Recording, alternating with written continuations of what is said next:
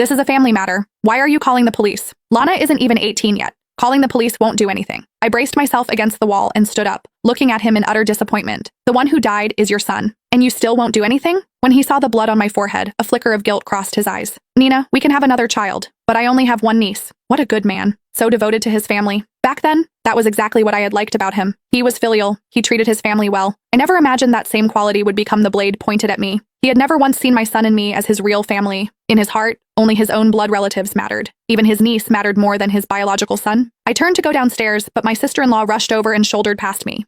She threw herself toward Lana and wrapped her arms around her, furious. What gives you the right to hit my daughter? I can't even bear to hit her myself. Who do you think you are? I was shaking with rage. Why don't you ask what your daughter did? Your son died, and now you're blaming my daughter? If you want to blame someone, blame your son for being unlucky. I hated them so much. But right now, all I could think about was the baby who had just fallen from upstairs. Who was he? How had he ended up in my mother-in-law's house? Ariel, you have a child too. If the one who died today had been your child, would you still be able to say that? My sister-in-law's pupil shrank. She pointed at me and cursed. You shameless lunatic. Your son died, so now you're cursing my family, aren't you? If you ask me, your son deserved to die. Good riddance. I grabbed my phone with its shattered screen and headed straight downstairs. My mother-in-law shouted anxiously, Stop her! She's going to call the police. My sister-in-law sneered. So what if she does? Our Lana won't go to prison anyway. Are you stupid? If she calls the police and sues us, we'll have to pay compensation.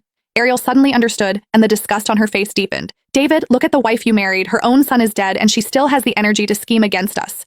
My husband chased after me, his face dark with anger. But I had already sent a text to my parents telling them to call the police. He lunged forward to snatch my phone. When he saw the message I had sent, he was so furious that he slapped me across the face. I told you this is a family matter. Why do you insist on calling the police? My brother's family isn't well off to begin with. Are you trying to extort them? How did I never realize you were this vicious? I clutched my chest and let out a hopeless laugh. Yes, I was vicious. I hated them so much I wished their whole family would die. Without saying a word, I kept walking downstairs. I needed to know who that baby was. A vague answer had already formed in my heart, but I didn't dare believe it. When I ignored him, David panicked and followed me downstairs. Just as I was about to step outside, he grabbed my shoulders tightly. Nina, stop making a scene, okay? I already checked Leo. He's gone. Let's bury him and pretend none of this ever happened, all right? I pushed him away without expression, but in the next second my pupils shrank. The spot where the baby had been lying was now empty. I grabbed David by the collar and demanded, Where is the baby? What did you do with him? Police sirens sounded outside the courtyard. 2 officers walked in and asked, Who called the police? David clamped a hand over my mouth and forced out a smile.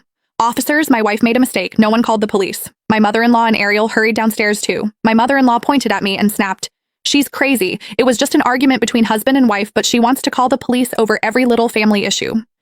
The officers looked doubtful, but they seemed to think it was just a domestic dispute. They took a brief statement and left. Only after the police were completely gone did David finally let go of me. Nina